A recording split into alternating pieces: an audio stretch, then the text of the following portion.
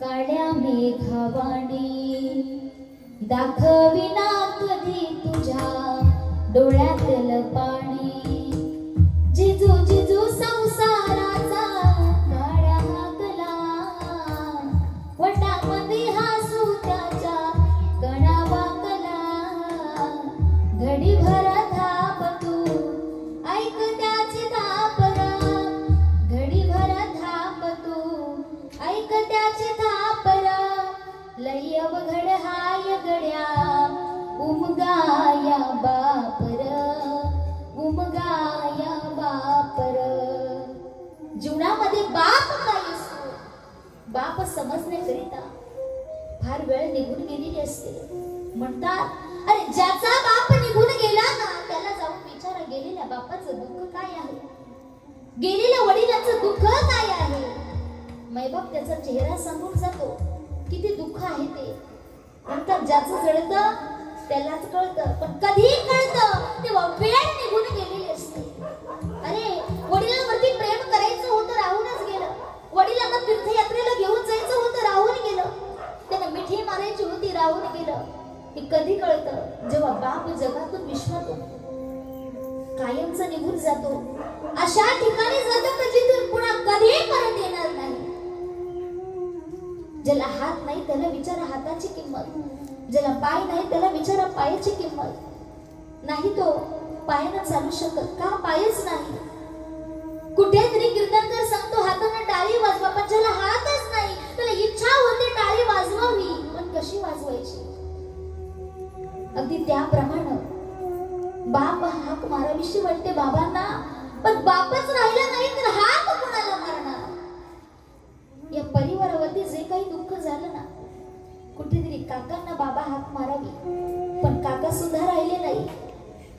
वडील जे माझ्यावरती प्रेम करायचे ते काकांकडून मी अभिलाषा बाळगावी इच्छा करावी पण ते सुद्धा प्रेम राहिलं नाही। भगवान परमात्म्याने पाठोपाठ सगळं हे बापाचं दुःख अगदी आमच्याकडून या भोईर परिवाराच्या मुलाबाळांच्या जीवनातून कायमचं मात्र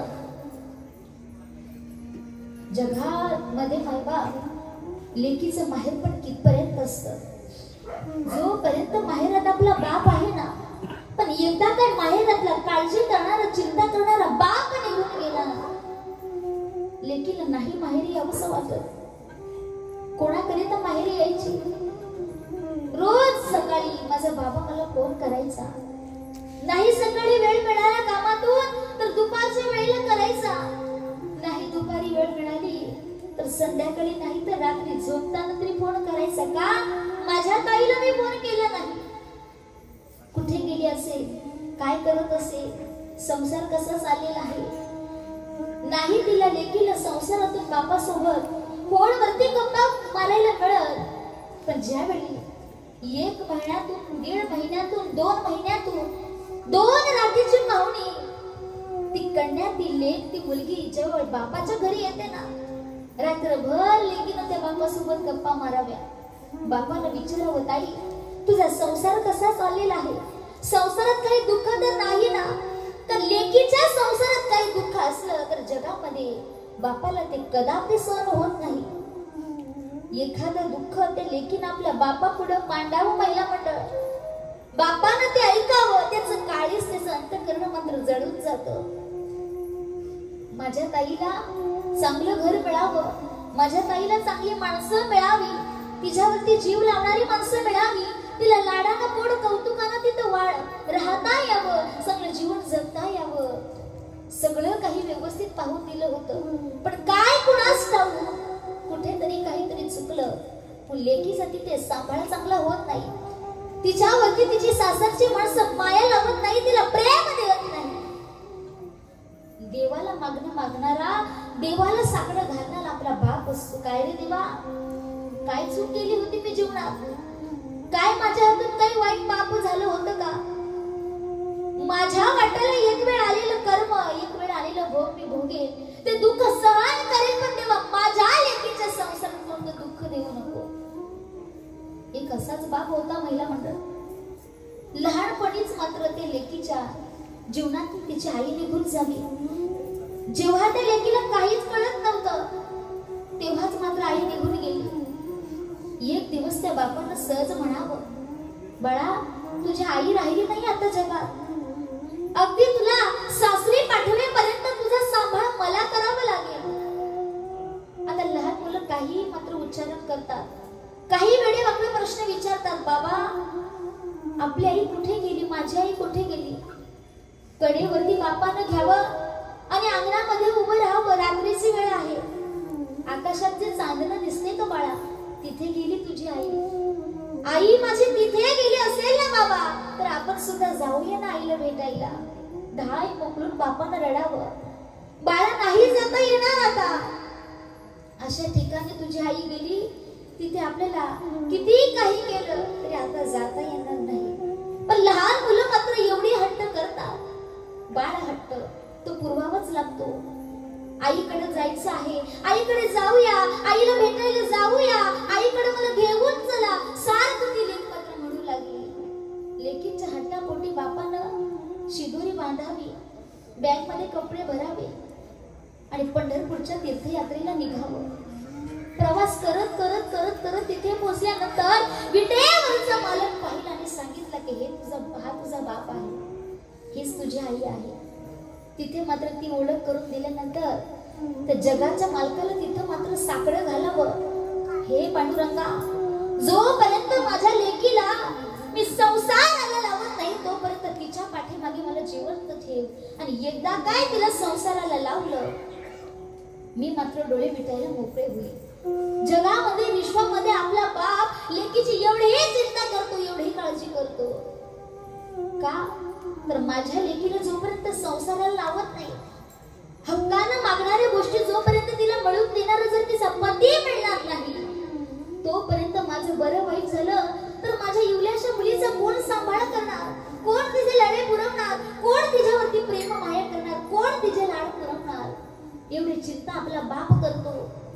फक्त माहेरात आल्यानंतर बाप जर नसला तर ज्या ज्या वेळेला ताई या माहेरात यायची ना, त्या वेळेला बापानं लेकीला पिशवीमध्ये काहीतरी भरून द्यावं. कशा करिता, माई पोटी प्रेमापोटी. लेकीचं सासर एवढे श्रीमंतीचं असतं, काचेच्या बंगल्यामध्ये आपली लेक राहत असते, पण बापाला बघा त्या पिशवीमध्ये बॅग मध्ये काहीतरी भरून द्यावंसं वाटतं. कशा करिता, प्रेमाची भेटवस्तू, आठवणीची भेटवस्तू. का जगातून विश्वातून बाप निघून गेला की जाताना लेकीची पिशवी रिकामी गेल्याशिवाय राहत नाही. एवढा बाप आपल्यावरती प्रेम करतो. या भोईर परिवारातून, या ताईच्या दिदीच्या जीवनातून बाप निघून गेला ना. अरुण बाबांनी स्वप्ने पाहिली होती, जसं मुलीचं लग्न केलं, मुलीचा संसार जसा मी उभा करून दिला का तिला, तसं मुलाचं सुद्धा लग्न करेन. प्रत्येक बापाला वाटतं की माझा एकुलता एक जरी मुलगा असला ना, माझ्या आंधळ्यापणी, माझ्या म्हातारपणी माझी काळजी पडणार आहे तो. पण कुठेतरी हे सगळे स्वप्न धुळीस मात्र मिळाले. मुलाचं लग्न करायचं राहून गेलं, त्याला चांगल्या नोकरीवरती लावले, त्याचा संसार एकदा काही उभा केला आणि डोळे भरून त्याचा आनंदानं चाललेला संसार माझ्या डोळ्यानं पाहिला ना, की मग देवाकडे मी देवाला हाक मारेल, देवा मला घेऊन जा. पण हे स्वप्न पूर्ण करण्याच्या अगोदरच अरुण बाबांनी आपली प्राणज्योत मावळले असेल, ह्या जगाचा निरोप लवकर घेतला असेल. अरुण बाबांचा फोटो पाहिला, त्यांचा जर चेहरा पाहिला, त्यांचं जाण्याचं तसं वय नव्हतं, पण ईश्वर सत्य पुढे कुणाचं काही चालत नाही. आजाराचं निमित्त साधलं आणि आजाराचं निमित्त बनून बाबा मात्र या ठिकाणी निघून गेले. शेवटी त्या बाबांबद्दल गीत गाईल आणि माझ्या वाणीला पूर्णविराम देईल.